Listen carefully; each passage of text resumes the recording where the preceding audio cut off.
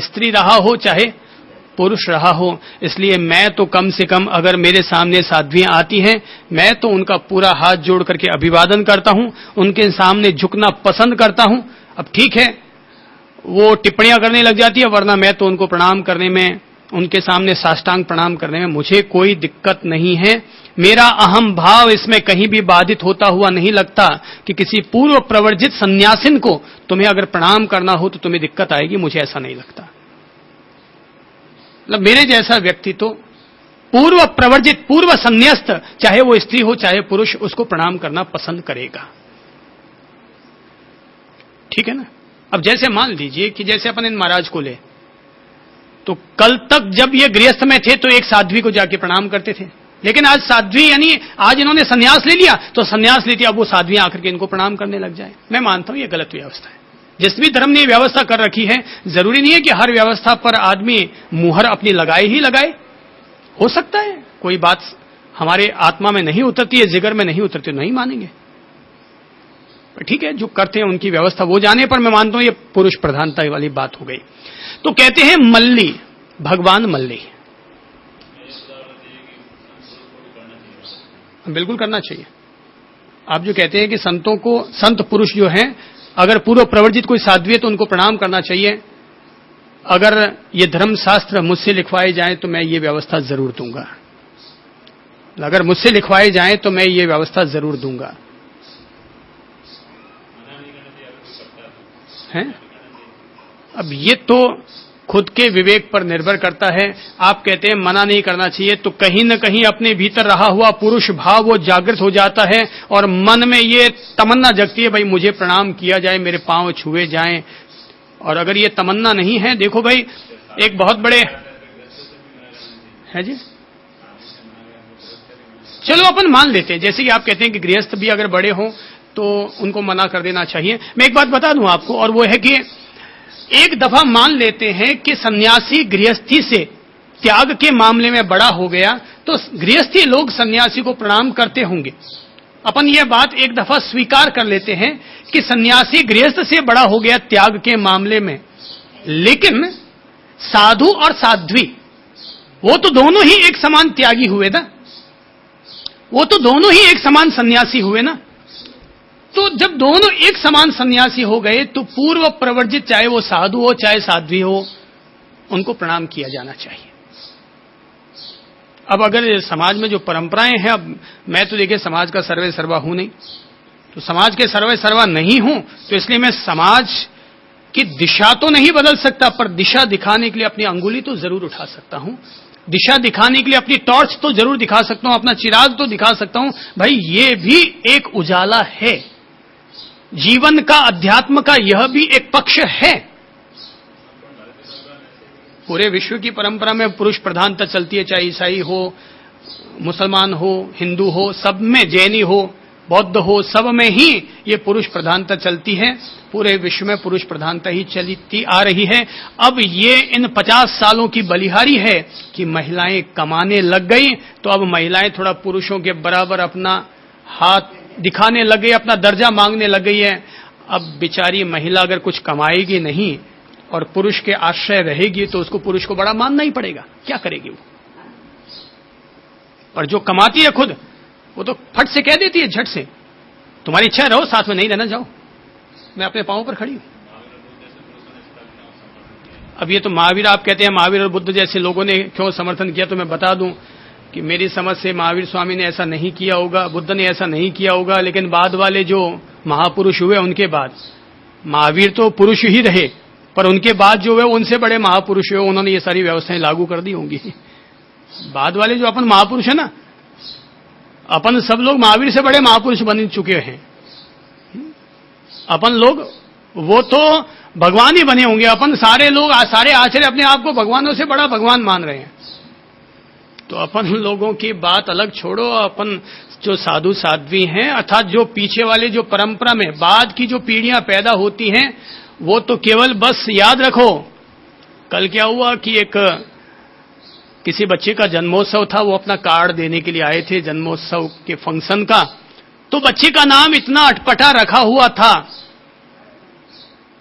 अविका, अर्णव, इस टाइप के कुछ नाम रखे हुए थे। तो मैंने कहा थोड़ा सरल नाम रख देते तो जुबान पर सीधा आ जाता, बच्चे को बोलने में सुविधा रहती है। तो माँ बाप कहने लगे साहब हम तो 100 बार कह के थक गए, कोई हमारा कहना मानता ही नहीं है। तो मैंने कहा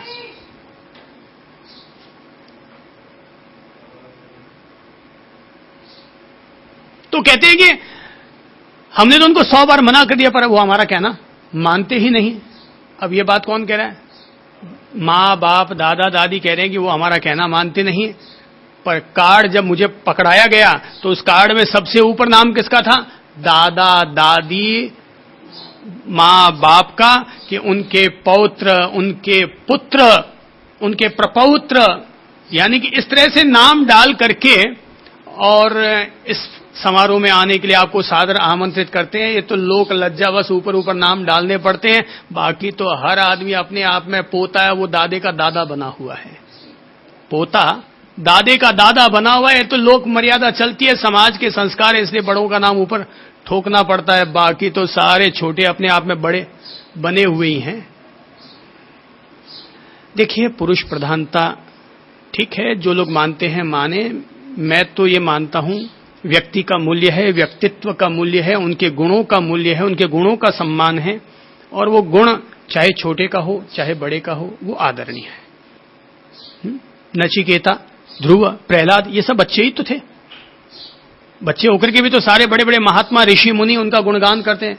गणेश जी क्या थे? बच्चे ही तो थे, लेकिन प्रथम पूज्य देवता बन गए। तो उम्र से क्या फर्क पड़ता है? गुण है आदमी के। साध्वी भी अगर कोई पहले बनी है तो आदरणीय है। तो कहते हैं मल्ली जो स्त्री थी, मूल बात पर आ जाते हैं।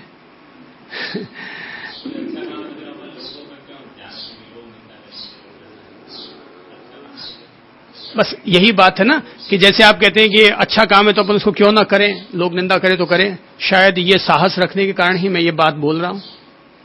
ये साहस है भीतर में, इसलिए मैं ये बात बोल रहा हूं, और मुझे पता है कि मैं ये जो बात बोल रहा हूं उसकी प्रतिक्रिया खतरनाक भी हो सकती है, पर उस खतरे को झेलने की छाती है, इसलिए बोल रहा हूं। और मुझे पता है मैं ये जो बोल रहा हूं केवल आप तक ही नहीं बोल रहा हूं, और भी दुनिया सुनेगी।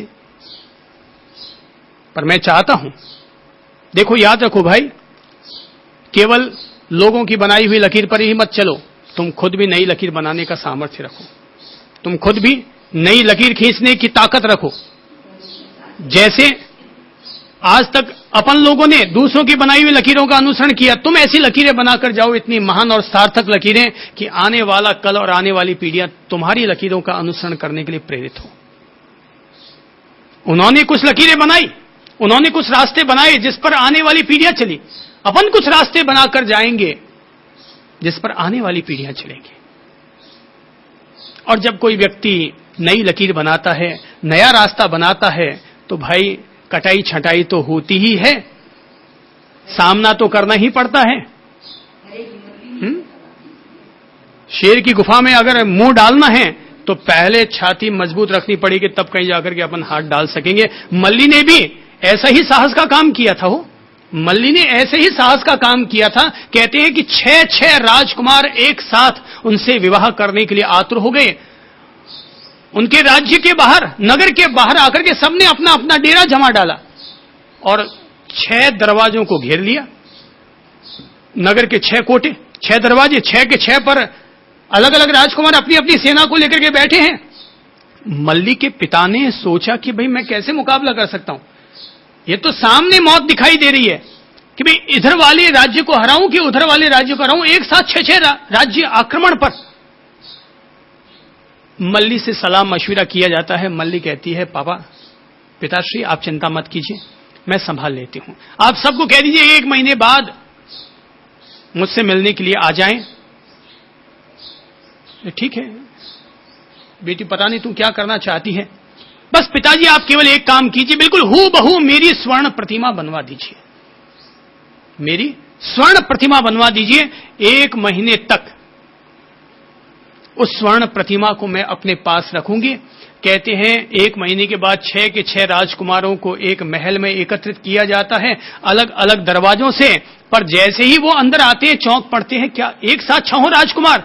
तो मल्ली ने क्या हमारे साथ धोखा किया है? आखिर वो किसके साथ शादी करना चाहेगी?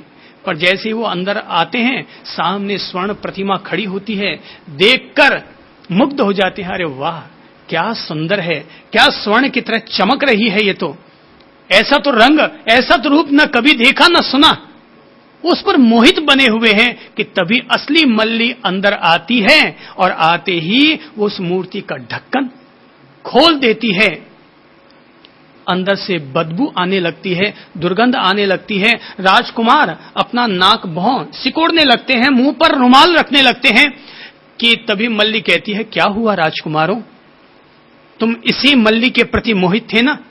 इसी प्रतिमा को देखकर तुम लोग कह रहे थे क्या सुंदर है, क्या नैनाभिराम में ऐसा रंग रूप न देखा न सुना? राजकुमारों, जो खाना इस 1 महीने के दौरान मैंने खाया है, वही खाना उतना का उतना मैंने इस मूर्ति में भी डाला है। और परिणाम क्या निकल रहा है? दुर्गंध, दुर्गंध, दुर्गंध।